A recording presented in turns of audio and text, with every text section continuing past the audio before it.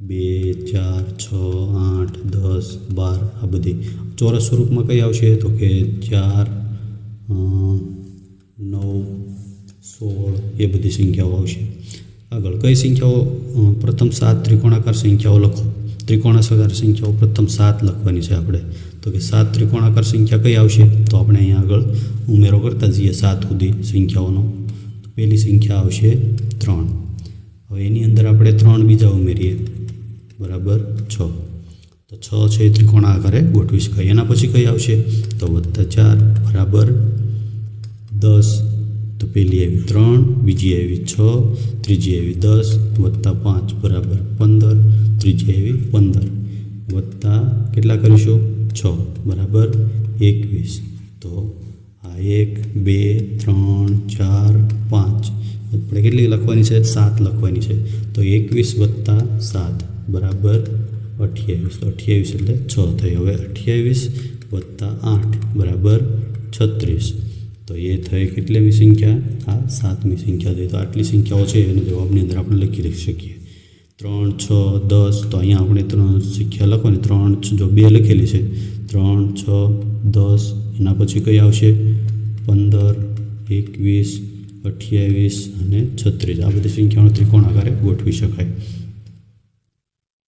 કેટલીક સંખ્યાઓ 2 લંબચોરસના સ્વરૂપમાં દર્શાવી શકાય। જો ચોરસ અને લંબચોરસ સંખ્યામાં દર્શાવી શકાય। જો અહીંયા આપેલું છે જો આ સંખ્યાઓ છે એને ગોઠવેલી છે તો એવી રીતે સંખ્યાઓ છે એને ગોઠવી શકાય। હવે આગળ આપણે જોઈએ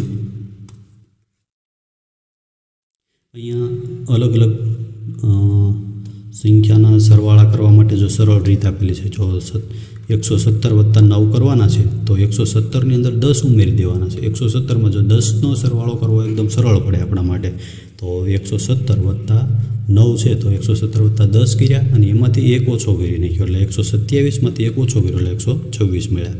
તો એવી રીતે જો 1 ઓછો કરી અને જો 99 ઉમેરવાના હતા 117ની અંદર 99 ઉમેરવાના છે તો 117માં 100 ઉમેરી દેવાના એટલે કે 217 થઈ જશે। એમાંથી 1 ઓછો કરી દેવાનો તો 17માંથી 1 ઓછો જાય તો 216 તો સરળતાથી એવી રીતે કરી શકાય। જો કઈ રીતે છે તો એનું આપણે ઉદાહરણ જોઈએ। માની લો કે 200 છે એની અંદર આપણે કોઈ એવી સંખ્યા લઈએ કે 135 છે એની અંદર આપણે 99 ઉમેરવા છે તો કઈ રીતે ઉમેરી શકાય 199 તો એને બદલે 99 છે એને બદલે 135 + 100 કરી દેવાના તો કેટલા થઈ જશે 235 થઈ જશે। 135ના 235 થઈ જાય। હવે એમાંથી 1 બાદ કરી દેવાનો અહીંયા કેટલા હતા 99 100 નહોતા એટલે તો 234 આવી રીતે સરળતાથી એનો સરવાળો કરી શકાય।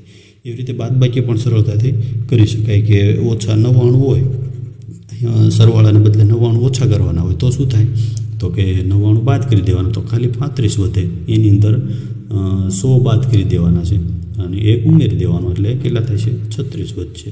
તો એવી રીતે એનો સરવાળો અને બાદબાકી સરળતાથી આપણે કરી શકીએ છીએ। એનું આપણને ઉદાહરણ આપેલું છે। જો હવે અહીંયા આપેલું છે કે શું સ્વરૂપ 9 99 999 પ્રકારની સંખ્યાઓ ઉમેરવામાં કે બાદ કરવામાં તમારી મદદ કરી શકે તો કે આ સ્વરૂપ છે આપણને મદદ કરી શકે। જેમ કે જો માની લો કે કોઈ સંખ્યા છે 2350 છે એમાંથી આપણે 999 બાદ કરવા છે 999 બાદ કરવા છે અથવા તો આપણે ઉમેરવા છે કેટલા 999 ઉમેરવા છે સરવાળો કરો તો કેટલો જવાબ આવશે તો જો 2350 વત્તા 1000 કરી દેવાના કેટલા 1000 તો કેટલા થઈ જશે 2350 હતા એને બદલે 3350 થઈ જશે। હવે એમાંથી 1 બાદ કરી દેવાનો છે 1 બાદ કરી દેવાનો કેમ કે 999 હતા તો 3349 તો આવી રીતે સરળતાથી આપણે એનો સરવાળો કરી શકીએ।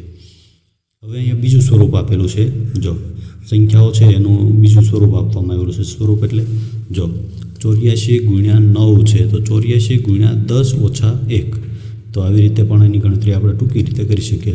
84 × 10 - 1 તો આને બંનેનો ગુણાકાર કરી દેવાનો એમાંથી 1 બાદ કરી દેવાનો છે કેટલા કરી દેવાના છે 1 બાદ કરી દેવાનો છે 84 બાદ કરવાનો 84 × 1 પહેલાં 10 સાથે ગુણાકાર કરી દેવાનો પછી 84 એમાંથી બાદ કરી દેવાના છે જો 1 સાથે ગુણાકાર કરીએ એટલે।